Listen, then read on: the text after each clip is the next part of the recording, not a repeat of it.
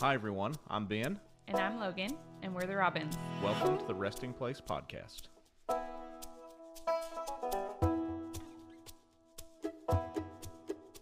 But I have felt some things stirring around the incarnation for some time, and I may just take the rest of... this is not set in stone, but I may just take the rest of our gatherings for the rest of the year and do some examining of different angles of the incarnation as we go into 2026, because I believe 2026 is going to be a year of the manifestation of Christ in you, the hope of glory for this company of people. I believe we're going to start to step into some realities. So I've been doing some thinking, and I really do believe that the manifestation of some of the things that we have been talking about for the last 2 years, that it's time to start seeing some of that. It's time to start seeing some of the manifestation of the things that I've been seeing for the last couple of years. But it's going to require a couple of things. And one of those things I'm going to talk about today as we get into this. And it's so interesting the way that the Lord works. He gets to do things like operate inside of what looks like contradiction and make it so there's no contradiction at all. I hope that makes sense. If you've been walking with the Lord as long as Lou has, you know you're going to face things that are seemingly contradictory in your life.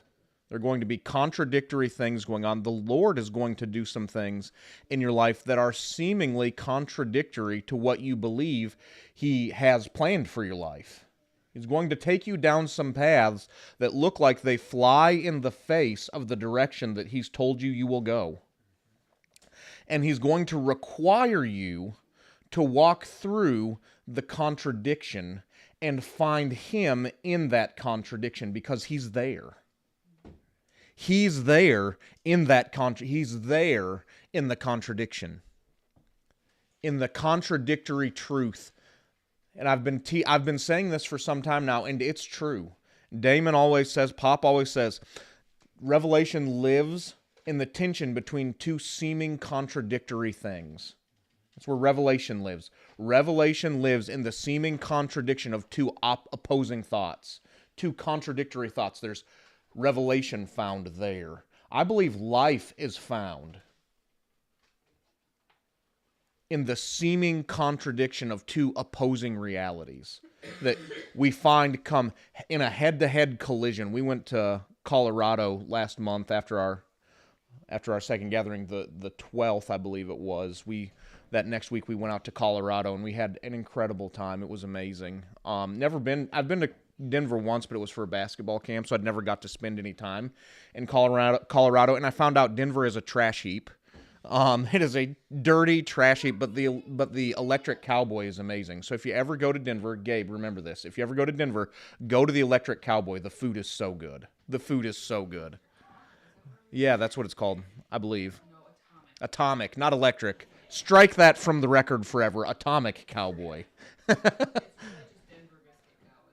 Denver Biscuit Co. inside of the Atomic Cowboy that also has a pizza place in it. And I'm curious to try the pizza now because the Atomic Cowboy the biscuit thing there was so good. I won't go into it, but it was so. Logan told me yesterday, I think it might be the best food I ever had. And I was like, oh my. So one of the two best things she can ever remember eating. And it was fire. I'm going to tell you, it was fire. I don't even like shrimp and grits, and it was fire. It was really good. Lance needs to get out the Let Him Cook t-shirt before he goes into the Atomic Cowboy. But we went there, and we saw, when we were there, I say that because one of the days we were there, we went to Garden of the Gods, our second to last day. And it's a really cool area with a ton of walking paths, but there's two things I want to talk about from that. But one is we saw a bighorn sheep. He was just hanging out, hiding. You almost wouldn't see him. I wouldn't have seen him if I didn't see people taking pictures. And I looked over there and I said, oh my gosh, it's a bighorn sheep. It's a ram over there laying down. He was perfectly camouflaged, but this big old brute of a ram, and I wanted to murder him with my whole heart. I wanted to murder him and put him on my wall right next to my deer right there. The deer is lonely. and I need to have a friend up there for him, and a bighorn sheep would have been perfect. But I also would have gone to prison forever because they love their animals in Colorado. So there was no murdering. But I say that to say, in our lives, if you've ever seen like a nature documentary of bighorn rams when they start to fighting and they start to coming to head on collisions, they butt heads at a pace that is like, if you were in between them, it probably would kill you. It's like a car crash. They butt heads with the force of a car crash, is what I've heard on nature documentaries. They'll fight each other during rutting season and for dominance, and they come head to head in collisions with the force of a car crash, and you can hear it from miles away up in the wilderness. And that's what life will do to you sometimes with contradictory realities. Life will find you with contradictory realities that come together with a collision force similar to that. And in the middle of the collision of two seemingly contradictory realities, that's where you find life. And that's where you find the kingdom. Because Yahweh works in the middle of contradictions. Yahweh works in the middle of contradictions. Well, give me an example of that. 2 blind men followed him into a house, followed him for miles, shouting, "Son of David, have mercy on me. Son of David, have mercy on me," and continued to follow him. How does a blind man follow him? And why wouldn't Jesus just stop and heal the 2 blind men? But he let 2 blind men follow him on his journey, shouting all the way, "Son of David, have mercy on me." And you have this contradiction of, I'm blind, but I'm following. I can't see, but I'm following the one that I can't see. They follow him to the point that it was culturally unacceptable. They follow him past a threshold. They weren't invited past the threshold Jesus walked into, and they followed him into the house, flying in the face of all cultural norms. There, you would have had to have been invited for this to be acceptable. They were not part of the crew that was invited into the green room. So if it were today, the security guards would have been busting blind men in the head and kicking them out of the green room. And Jesus looks at him and says, "What do you want from me?" Well, what do you think they want from you, Jesus? They're under what they consider the curse of Yahweh. That's what blindness was considered, a curse from Yahweh, to the point that the religious elites would walk past the blind and spit at them. They'd spit on the ground next to them to show their disgust for the blind. This was culturally normal and acceptable. This is a little bit, I won't say it until I know. I was going to say something. I've had people, never mind. I'm not going to say it because it was a stumbling block. It's the thing about a stumbling block, and I'm not going to say it because I have to do a little bit more research. So, but I do know they would spit. They would spit next to the blind people. Go out of their way, spit at them.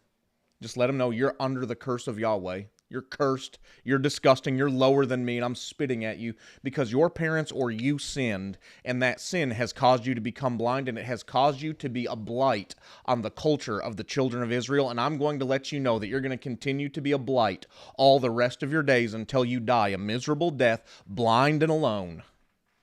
And Jesus lets these miserable people follow him. Follow him. Follow him. Follow him. And they get past this threshold, and Jesus says, what would you have me do for you? I want to ask him in those moments, like, you know they're blind, right, Jesus? They're very obviously can't see. It seems very obvious to me what they're wanting from you. Why even ask the question? Why ask the question? They followed you when the ones that were supposed to receive you wouldn't follow you. It's this interesting, so here's the contradiction. The cursed followed him while the religious elite refused to.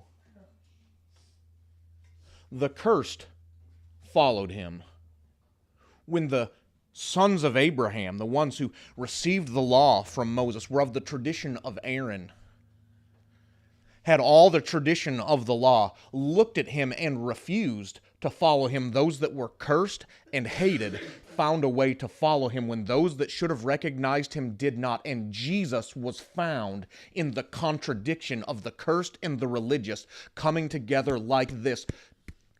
Who do you say that I, the Son of Man, am?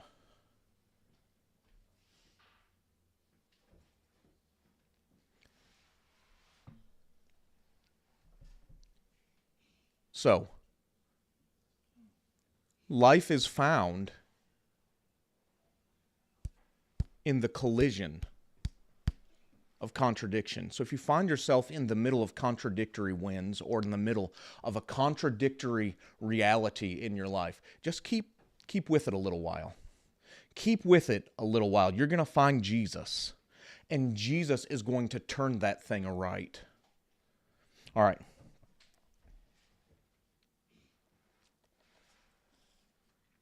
2 Corinthians 12 and verse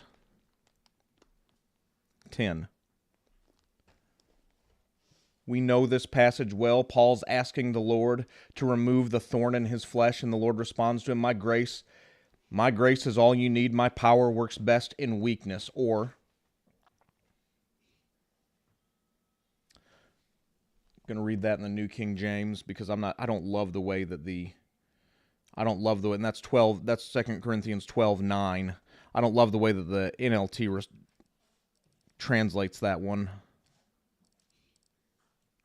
12 and 9. And he said to me, My grace is sufficient for you. My grace is made perfect in weakness. Therefore, this is Paul speaking, therefore, most gladly I will rather boast in my infirmities, that the power of Christ may rest upon me.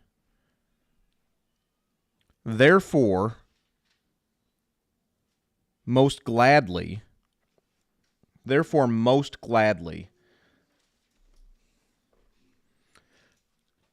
This is a contradiction all by itself. Therefore, my strength is made perfect in weakness. Therefore, most gladly, I will rather boast in my infirmities, that the power of Christ may rest upon me. Therefore, I'll brag about my weakness. Therefore, I'll shout from the rooftop the places that I'm weak. Therefore, I'll lead in weakness in order that the power of Christ may rest upon me. This flies in the face of every popular leadership teaching that you'll find in the church. Flies in the face. You do not find leaders that are willing to lead with weakness. And as a result, we do not find leaders that have the power of Christ resting upon them. We find men who are great CEOs. We find men who are great at organizational skills. We find men that are good speakers, that are gifted, that are charismatic, that have all of the things working for them. They're well put together. They know how to lead. They know how to put an organization together, but they completely lack the power of Christ resting upon them. And as a result, the church completely lacks the power of Christ resting upon it because we're all trying to put our best foot forward. We're all trying to lead with strength, and Paul's giving us a key to entering into the reality of the power of Christ being made manifest in your person. We talk about the power of Christ almost in an ethereal corporate sense, like the power of God's going to start moving.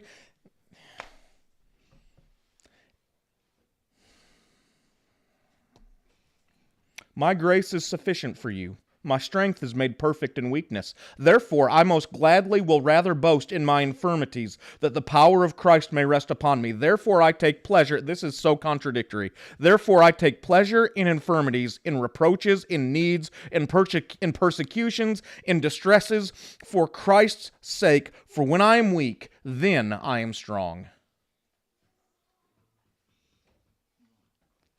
Let me read through that again. And he said to me, My grace is sufficient for you. My strength is made perfect in weakness. Therefore, most gladly I will rather boast in my infirmities, that the power of Christ may rest upon me. Therefore, there's this interesting thing that I got taught in Bible school. When you see the word therefore, you might ought to find out what it's there for. So you read above, right? We read above. That the power of Christ may rest upon me. I boast in my weakness, therefore, so that the power of Christ may rest upon me. Because of that, because of the fact that I can take pleasure in my weaknesses, that the power of Christ may rest upon me, I therefore, because of that, take pleasure in my weaknesses, in my sicknesses, and in my infirmities. I take pleasure in the places where I am weak, in reproaches, in needs, in persecutions, in distresses. Watch this. For Christ's sake, the things that I'm suffering for Christ. There's this really unfortunate thing that we find in all of the gospel writers. And, furthermore, in every single life that I would consider a hero of mine in the faith. You will not... Oh, goodness. I don't know if I should say this. Lance wants me to say it. Lance wants me to say it. You will not find a life that is an example of the power of Christ resting upon it without finding suffering for the cause of Christ. You won't. You won't. You can't find it. And we find that tension. So I'm talking about contradictory realities, right? Well, I thought I was more than a conqueror. And I'm all, yeah, okay, yep. Also, you're to boast in your infirmities.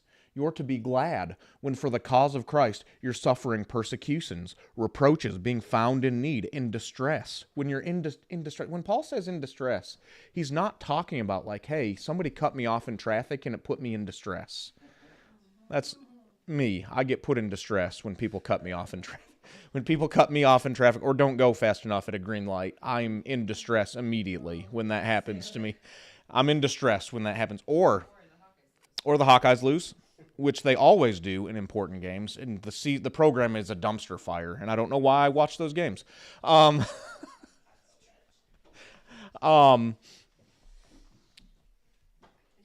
So that rattled me a little bit because I have PTSD from last night from the Hawkeyes game. Anytime I go to a grocery store, I get put in distress because I have a sign on my back that says, "Please bump into me and get in my way and slow down." I love it a lot when you do that. That's written across my back and my chest is, "Please bump into me.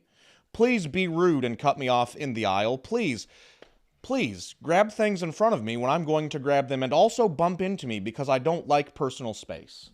That's written across my chest and back anytime I go into public, and people just they're drawn to me like a magnet, like I enjoy those things. And I pray every time I go. I start to pray every time I go in there because I know that I'm about to be put in distress for the cause of Christ, and I need to be strengthened in my spirit, man, to endure the suffering of going into Walmart. Good Lord, it's a wasteland in Walmart. I went in there yesterday. It is a wasteland.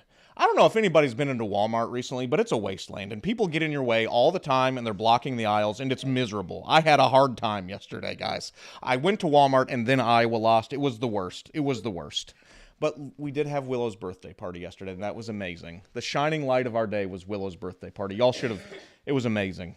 It's the happiest I've seen her and she's always happy, and it's the happiest. She was like 10 levels above normal happiness, and she's pretty well normally happy. Lucy, you know, she's pretty well normally happy. She was 10 levels above that and like running on adrenaline. It was amazing. So, all of that said, Paul is giving us the key to the power of Christ working through us. Working through us. The power of Christ working through us. What does that mean?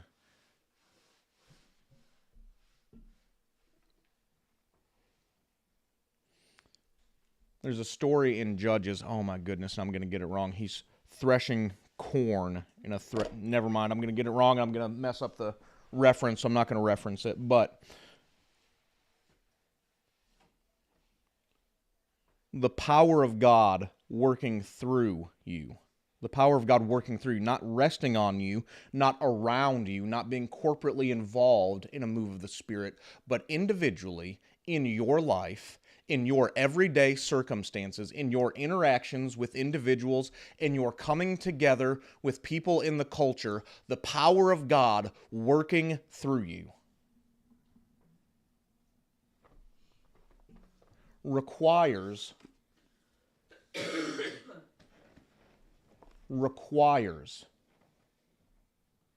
leading with weakness. Laying yourself, this is a really good way to say it, laying yourself bare. Exposing weaknesses to Him and to those around you, knowing you're not qualified to do the thing that He's asking you to do. This is such an interesting thing. The life of faith is such an interesting thing because there's a tension between being the righteousness of God in Christ and understanding the cosmic level of authority He's given into our keeping and the reality that His strength is made perfect in my weakness. It's this really interesting thing where we are required to know who we are. We're required to know that we're His righteousness. We're required to know the level of authority that He has vested in us, the level of authority that He's given to us, the level of grace that He has given to us. We're required to know those things. At the same time, we're required to lead with weakness in order that those things might manifest. So what the propensity is in church culture is we start to find out who we are and we start to find out about our righteousness. We start to find out that we start to find out that it's given to us, that it's God's righteousness given to us.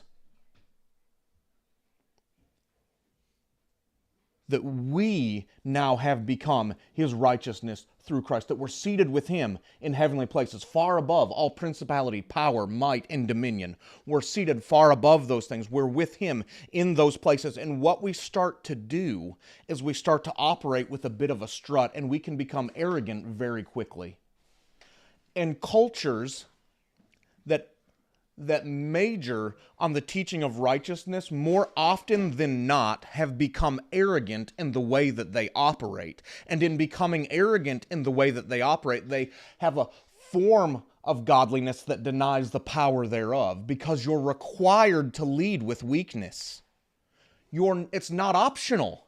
You're required to lead there. So what Yahweh does, I said this last time we gathered, Yahweh takes His favor, puts it on your life, and then immediately thrusts you into situations that you're not qualified for. He thrusts you into uncomfortable places where your strengths are no good to you, and you must then lean on the weaknesses of your personality, the weakness of your personality, the weaknesses of character, these places that we need to come into a higher level of maturity. He leads us into places where those things are the things that are required to operate there.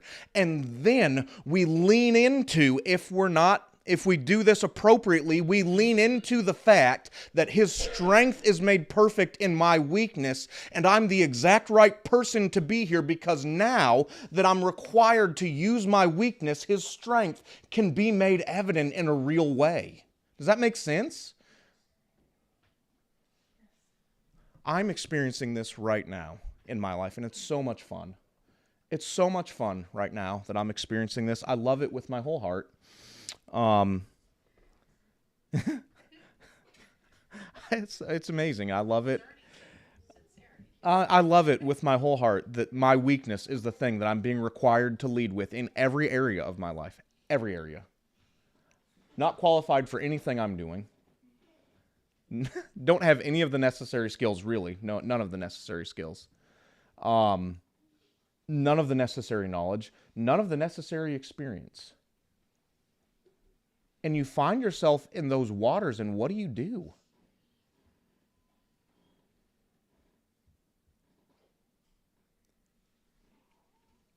I'm going to take that now and apply it to the supernatural realm. Okay? What do you do with blindness looking you in the face? Who's qualified to be there? See, what he'll use is he'll use life situations as a tutor to teach you how to operate in the supernatural. That's so good if you'll hear it. That's so good if you'll hear it. He'll use situations in your life to tutor you in the supernatural if you'll let him.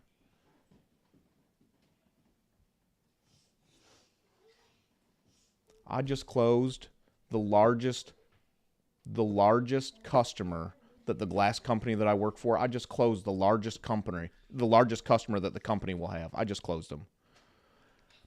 Not a clue how I did it. Not a clue in the world how I did it. I dropped some information off. One time, I have worked in sales. Jared, you've worked in sales too before. You do these cold calls and you drop your information off. You never hear from them again. Ever. You've wasted a card. It's going to get thrown away. They'll light it on fire and laugh later about how this stupid salesman came by and thought that we might call him back, and they'll start a fire with your card. That's what they do with those things. I'm convinced that's what they do with those things. I've never received a call from the hundreds of cards and hundreds of times I've left information places. I stopped by this place, and within 2 days they called me back and said, "Hey, would you like to come in for a meeting?" I said, "Sure, I would love to," thinking, this is a small thing. It's industrial doors. It can't be anything, big. And I start finding out they're the largest manufacturer of industrial doors in the country. They're so large that the decisions they make in their industry affect the price of industrial doors across the world. They're their own biggest supplier. No one else could keep up with the demand that they have, so they had to invent a way to become their own supplier in order to maintain the output that they were putting out. They manufacture 17,000 doors a week. It's the wildest thing I've ever seen in their assembly line is the wildest thing I've ever seen in my life. I was like, holy cow. I'm sitting there, and the more that I'm learning about how big they are while I'm sitting in this meeting, I'm starting to feel, I walked in feeling yay tall, because I'm like, okay, I can handle this. I got this. This is not that big of a customer. I'm okay. We're going to be fine. And they started telling me of the volume of things that they do, and that they're their own biggest supplier because no one else can keep up with their needs, and that they go down the line of all the things. And I started to feel this big, this big, this big, this big. I'm sitting there like, oh my God, what am I doing here? What am I going to tell these people to buy glass from me? They could buy glass. Literally anyone would love to have this customer. Anyone would. It's the best kind of customer. You don't have to compete with anyone else. They just send in orders. It's the greatest thing ever. There's some headaches that go with it, but it's the greatest thing ever, And unqualified, embarrassingly little knowledge of the product that I'm selling. And we close the deal with them. They start December 1st. And I think that's an example of his strength being made perfect in a real way. So we talk about this and it almost becomes like a cliche thing, like, yeah, his strength is made perfect, sure, okay. And we can talk about the example of Peter stepping out of the boat. And his strength was made perfect in Peter's weakness because Peter can't walk on water. You have to put yourselves in scenarios that your strength is not sufficient for in order to see the level of the glory of the Lord that you were designed for. This is the tension you will find yourself in continually. You are required as a person of faith to put yourself in situations that your strength is not sufficient. And what you will get taught in leadership scenarios, what you'll get taught in leadership seminars, and what you get taught, unfortunately, in the church is to study hard, become a good Berean, and lead with the places you're strong. Lead with your strength, and don't put yourself at too much risk. And the gospel requires, I'm going to say it again, the gospel requires you to put yourself in situations that you have no earthly, I won't even say requires you to put yourself there. The Lord will put you there. The Lord will put you there with His favor. And you'll feel completely unqualified, completely unable, completely dependent on His strength to carry you to the ultimate result.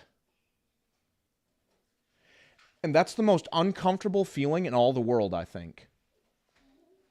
At least one of them. Especially for the American mindset. And I am American to the bone. I promise you. My alarm clock is the national anthem. It's a joke. It's not. Yeah, my ringtone.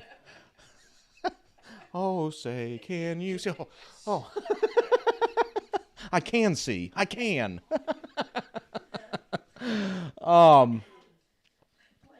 That's right. And I struggle greatly. It's this interesting thing where faith moves me more than any other subject in the Bible. It just does. That's the way that I'm wired, but I struggle in the area of allowing myself to be put in areas that I don't feel like I'm sufficient for the place that I'm being put in. It's this really uncomfortable thing, and maybe I'm the only one in all the world that loves the subject of faith, but also finds it really uncomfortable when Yahweh then requires me to live the principles that I've been teaching, and requires me to be put in scenarios where I'm stepping out of the boat on a constant basis saying, if I sink, I can't swim, and I have no way of walking on this thing that you're asking me to walk on. So I'm going to require that your strength gird me up, like the psalmist says, so that I don't dash my foot on a stone. Okay, I have rambled. Luke 1. And I want to just touch on this, and then we'll eat. I promise I'm going to be done in 10 minutes. Luke 1. I'm at 31. I had 12 and a half, and I'm at 31. Hey, shut up, Levi.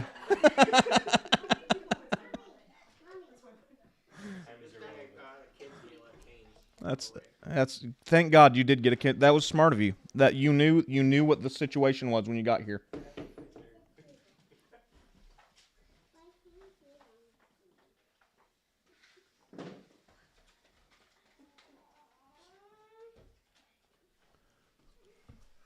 I want to see a show of hands. Just show me a show of hands. Who here, and this is a stupid question, but who here has the ability to make the common cold leave by just placing your hand on someone's head and saying, go away, and make the cold leave? Who here is qualified to do something as simple as just dealing with the common cold? Who here is qualified for that? None of us, right? Yeah. No, you get some medicine, go cold compress, get some fruit juice, something like that. Okay, I ask that because Jesus told us, heal the sick, raise the dead, cleanse the leper, and cast out demons. Those are requirements of faithful Christians. Those are requirements of those faithful to the gospel. It's not an option. It's a requirement to, at the very minimal level, place yourself at the mercy of the mighty hand of Yahweh to be your strength when you lead with weakness. It is a requirement of the New Testament lifestyle. We don't get the option. I wish I did. I wish I got the option, because you know what I would do? I would find something I was really good at. And that's a really small subset of things that I'm really good at. Might be good at talking about football. Maybe. That's like one thing. That's like the one thing I might be good at. I'm not good at many other things. And I'd just do that. I'd lead with that, and I'd just let that carry me through the rest of my...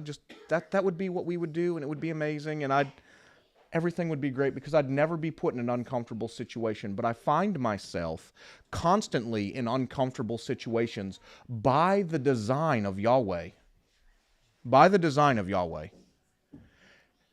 And it is required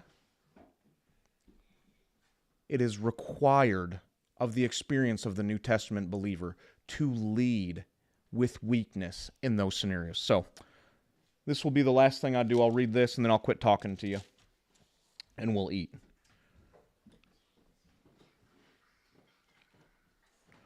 Luke chapter 1 and verse 26. In the 6th month of Elizabeth's pregnancy, God sent the angel Gabriel to Nazareth, a village in Galilee, to a virgin named Mary. She was engaged to be married to a man named Joseph, a descendant of King David. Gabriel appeared to her and said, "Greetings, favored woman." Greetings, favored woman. Gabriel appeared to her and said, "Greetings, favored woman. The Lord is with you." Now, normally, when I think, and I believe the way that it has been presented, I think fairly in our Christian culture, when the Lord's favor is on someone and the Lord is with them, good things are coming. Good things are coming to that person. They're being put in positions of influence. Their life is being lifted up. They're being put into positions of prosperity, influence, supernatural power. These are the kinds of things that I think of when I think you're favored and the Lord is with you. My God, it's about to get really, really good. If Gabriel showed up to me and said, "The Lord is with me," I'd start doing the pull that you guys don't know about it, but pull the lever. Money cometh. And just start yelling, "Money cometh," when I pull the lever. That's what I'd start doing immediately because money was coming my way. And the Lord says to Mary, "Greetings, favored woman, the Lord is with you." Confused and disturbed, Mary tried to think what the angel could mean. "Don't be afraid, Mary," the angel told her, "for you have found," watch this, "favor with God." You have found favor with God. You will conceive and give birth to a son. You will name him Jesus. He will be very great, and he will be called the Son of the Most High. The Lord God will give him the throne of his ancestor David, and he will reign over Israel forever. His kingdom will never end. Mary asked the angel, "But how can this happen? I am a virgin."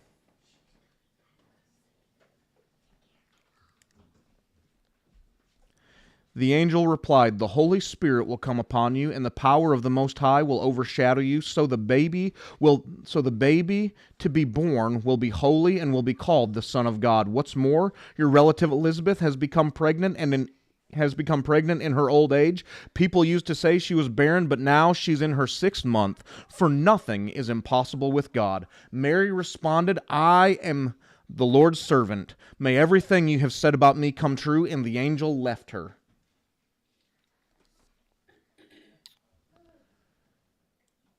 A few days later, Mary hurried to the hill country of Judea, to the town where Zechariah lived. She entered the house and greeted Elizabeth. At the sound of Mary's greeting, Elizabeth's child leaped within her, and Elizabeth was filled with the Holy Spirit. Elizabeth gave a glad cry and exclaimed to Mary, "God has blessed you above all women." God has blessed you. That's an astounding thing for someone to say. You're blessed more than every woman who has ever lived, Mary. The Pope just came out with a decree from the Vatican that corrected some of the extreme language that the Catholic Church was using surrounding Mary. So there were sects of the Catholic Church that were calling her co-redemptrix co-redemptrix was the title they were giving her. So she was a co-redeemer in the redemption of mankind, which is obviously extreme, but the Pope brought correction to that language and said what that will do is it will take away from the imminence of Christ and his redemption of the world. There are other things you can call Mary without calling her co-redemptrix, essentially is what he said. Don't add that title to her, but she's so revered by billions of people in the earth still to this day, in the Orthodox world and in the Catholic world, to the level that even removing co-redemptrix is a great thing, but there's still some other things that they say. I'm like, that makes me a little uncomfortable, the way that you revere this person. She is absolutely revered above all women. Absolutely. And rightly so. Rightly so. But this is the reality. She said, "You are blessed above all women, and your child is blessed. Why am I so honored? The mother of my Lord should visit me. When I heard your greeting, the baby in my womb jumped for joy. You are blessed because you believed the Lord would do what he said." You are blessed because you believed the Lord would do what he said. You are blessed because you believed the Lord would do what he said. I can't repeat that one enough. I want to drive that one into my own brain, so I'm going to repeat it again. You are blessed because you believed the Lord would do what he said. You are blessed because you believed the Lord would do what he said. You are blessed because you believed the Lord would do what he said. You're blessed above all women, and your child is blessed, and you are blessed because you believed the Lord would do what he said. Your greetings, favored woman, the Lord is with you. The Lord's with you, Mary. They're going to want to stone you. You're going to have to conceive something without the necessary ingredients for conceiving. Good luck with that. Just my mind immediately, the Lord comes to me and says, you're going to have to do something that you don't have the ability, the experience, or the necessary wherewithal to do it. And I'm going to manifest it. All right, okay, good. How do I do that? How do I do that? What do I do in order to position myself to receive the thing that he said that I would receive? You lay your weakness bare before him and allow, this is the perfect example, you lay your weakness or your insufficiency bare before the Lord and allow his power to overshadow you. That's how you do it. This is the necessary starting block for kingdom living in the American church. The necessary starting block is laying weakness bare before the Lord and allowing his power to overshadow you and bring you into the place that he promised you he would take you, because you will get there no other way. You might be able to compromise and find something close enough. I feel like that should be the mantra of the American church. We'll compromise and we'll find something close enough. That should be the mantra. I'm not talking about Baptist. I'm not talking about Calvinist. I'm not. I could rail about that stuff all day long. All day long I could rail about that stuff, and I'm not going to. I'm talking about spirit-filled, charismatic believers. We'll compromise until we find something close enough to what he said. I will compromise. Let me do it this way so it's not offensive. I will compromise until I find something close enough, and I'll settle for that because I didn't have the ability to lay my weakness bare before him, and in the most uncomfortable, weak position I could ever find myself, say, I am required to sit here while this tidal wave of insufficiency is about to swallow me, and say, you're going to have to do it because I don't have the ability to, and watch his strong hand elevate me to the place that he promised me I would go.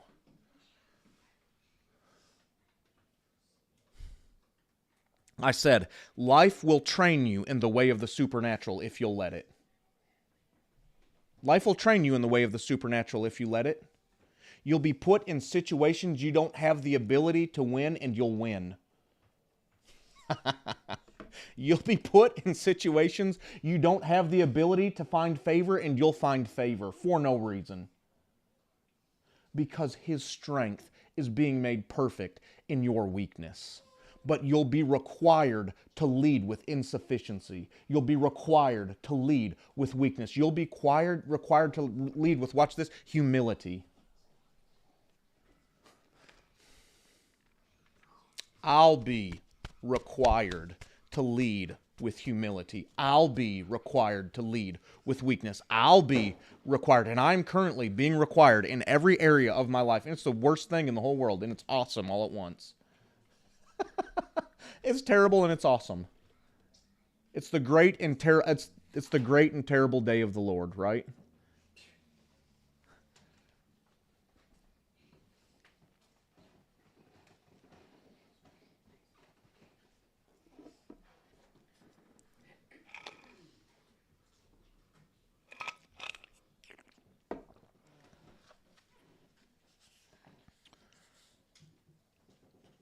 There are other ways, too, in which God is absent. As long as we are ourselves, as long as we ourselves are real, as long as we are truly ourselves, God can be present and do something with us. It's this interesting tension of we're the redeemed, we're the heirs of Christ, we're the He's the firstborn among many brethren. We're seated in him. We're in perichoresis. We're in union with him. We're his beloved. We're his righteousness in Christ. We're the bride of Christ. We've been given cosmic levels of authority. All those things are true. And at the same time, he requires that we lead with weakness in order that his strength may be made perfect.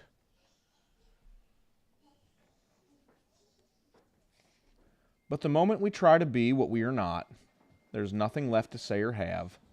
We become a fictitious personality, an unreal presence, and this unreal presence cannot be approached by God.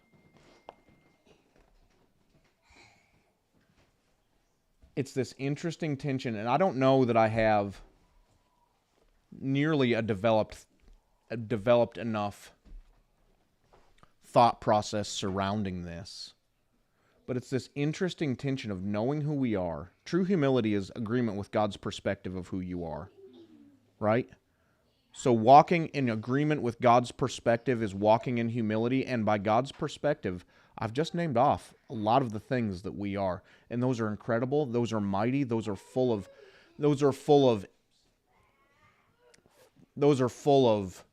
you know, the word that comes to mind is like imminence, it's royalty. That's what Yahweh has vested in us, really, is royalty. And at the same time, we have the Apostle Paul shouting to the Corinthian church who needed to hear this. Who needed to hear this? Because if you read the history of the Corinthian church, there were some things that were going on in Corinth that needed to be corrected. And Paul said, hey guys, I boast in infirmity. I boast in distress. I take these things joyfully. Here's why. So that the power of God can work through me. And there's this interesting tension of being able to know that this scenario or this situation that I find myself in is not the will of God for my life. I'll say it this way. This poverty I find myself in, it's not the will of God for me to be stricken with poverty the rest of my life. It's not. It's not. However, you can find his power there.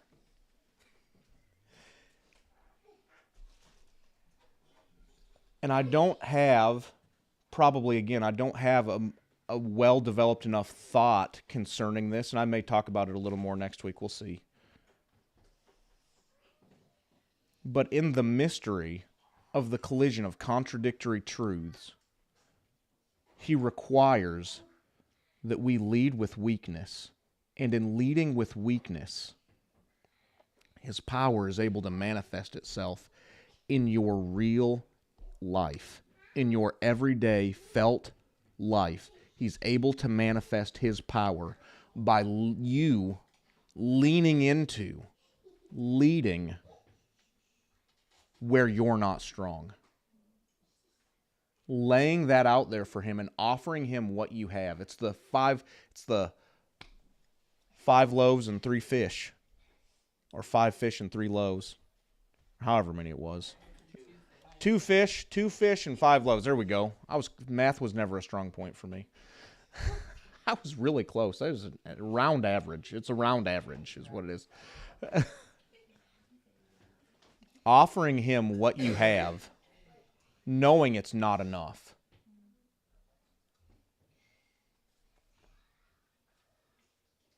And what'll happen is you'll be reasoned and given advice to by those that are well-meaning to stay away from the, hey, I'm going to try to do this, but I don't have nearly enough to do this. I'm not qualified for this.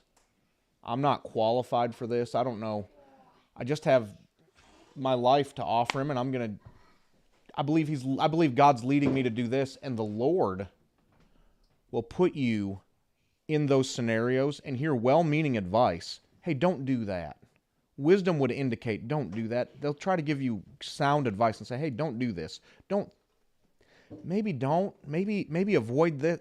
And you can fill in the blank in almost any given scenario that you'll find this in, but it happens almost daily where the Lord requires me to just offer him my 5 loaves and 2 fish. And what'll happen if you're not careful is you'll just completely avoid offering anything at all because you know what you have isn't enough. Because you know what I have is not enough. What I have is not enough, so I'm not going to offer it at all. Sadly, that's like kind of my go-to when I'm not good at something. I'm like, I'm not even going to bother. I'm terrible at it. Why would I bother at this? I stink at it. I don't want to do this. This is not my thing. I don't want to do it. And the Lord will require you offering 5 loaves and 2 fish where you're insufficient. And what he'll do is he'll use his power to cause you to do things you never thought you'd see. The life of faith requires it. The life of the New Testament believer requires it.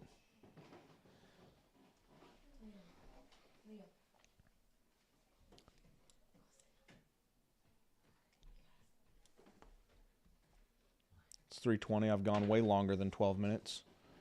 The life of the New Testament believer requires it. It does. Paul said a word that was really interesting.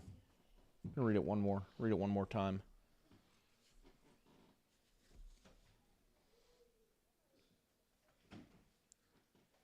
Therefore, most gladly, I will rather boast in my infirmities, that the power of Christ may rest upon me. Therefore, I take pleasure in infirmities, in reproaches, in needs, in persecutions, in distresses for Christ's sake. For when I am weak, then I am strong. I take pleasure.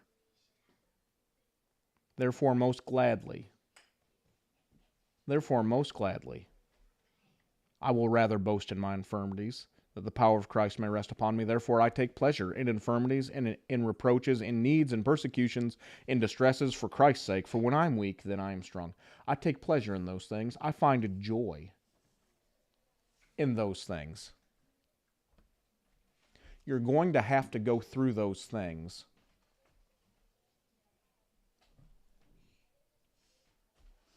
You're going to have to go through those things. And the key to enduring those things is joy in the middle of those things. How do we do that? And I'm done talking about it. How do we do that?